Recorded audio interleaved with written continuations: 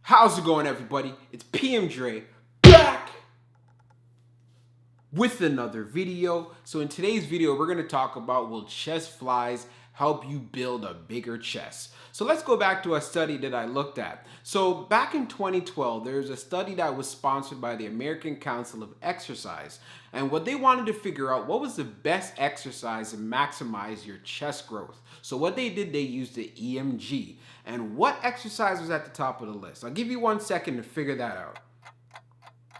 The barbell bench press. That's right, the barbell bench press remains king. In second place, surprisingly, became the machine pec deck, right? And then in third place was a cable crossover. I will be sending that link down at the bottom of the screen, and everyone should actually take a look and check it out. So now what we're talking about, will that pec deck or that chest fly machine that you have in the gym actually help you put on mass? So here's what I want to kind of clear up for a quick second. Just because there was a lot of activation on that EMG for that particular exercise, there are different factors we have to consider, especially when we're actually putting this practice into the gym. So for example, on the chest fly machine, so a lot of people tend to do that exercise incorrectly. And when you're doing it incorrectly, that's when the science at that point doesn't really matter. So a lot of times when people do the chest fly machine, again, your back is supposed to be flat on the pad, head back, right? Retracting those shoulder blades, retracting that scapula, and then continue with the exercise. Arms up, slight bent in the elbows, and then you just bring it forward, right?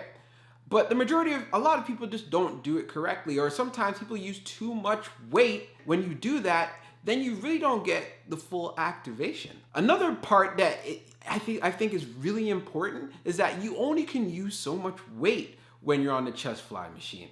Because if you try to stack up too much weight, and after you try to do that exercise, there's a good chance you might end up hurting yourself or putting unneeded stress on those shoulders. A lot of people say, well, you know, the further you bring those shoulders back, the better you can get a nice stretch in those pecs and really stimulate some muscle growth. All you're doing is putting your shoulders in a very bad position. Even if you look at this, this is unnatural to do this. So even if you start right here, then that's fine. You don't have to have your shoulders all the way back. You just want to make sure you're maximizing the health of your shoulder because it is taking a beating. So I highly suggest make sure if you are using the chest fly machine, using proper form and you're using the right amount of weight. Also, really focus on the isometric at the end of the contraction. And right at the end of the exercise, as you bring that bar together, squeeze.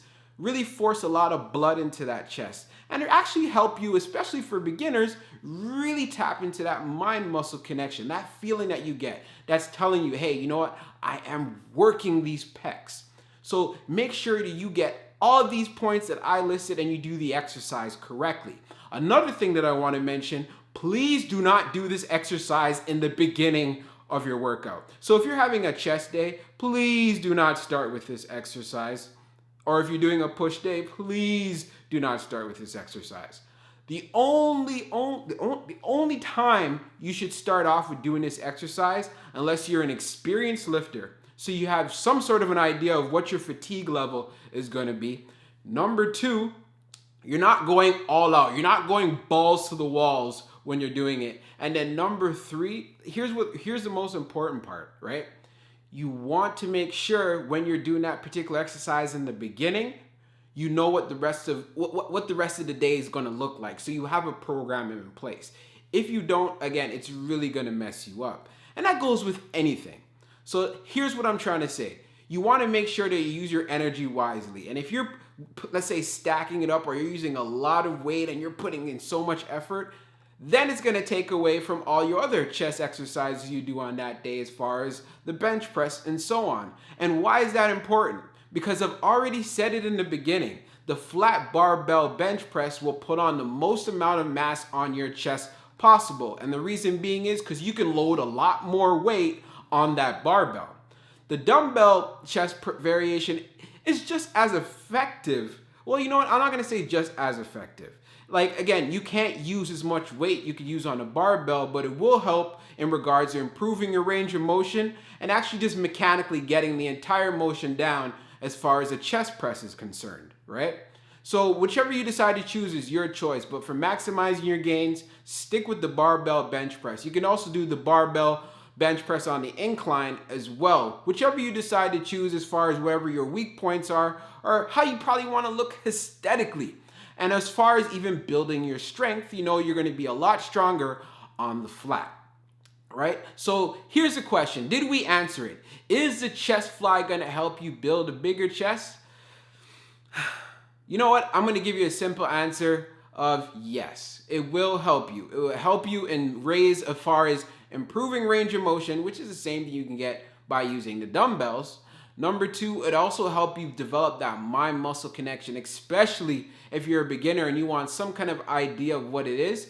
It will help you get used to actually, activating those pectorals, right? So just think about that. Imagine if you did the chest fly after you did all of your main pressing movements, all your main compounds. It'd be a pretty good finisher just to kind of engorge, get some more blood in those pecs and get some more, again, nutrients and things that we need, the building blocks to stimulate some more growth. So please put it at the end if you're a beginner to intermediate, so you can use your time wisely and you have enough energy where you can focus on the lifts that really matter. So I hope all of my hard gainers out there found this video extremely helpful, and you know how we do. Hard gainers, salute! Peace.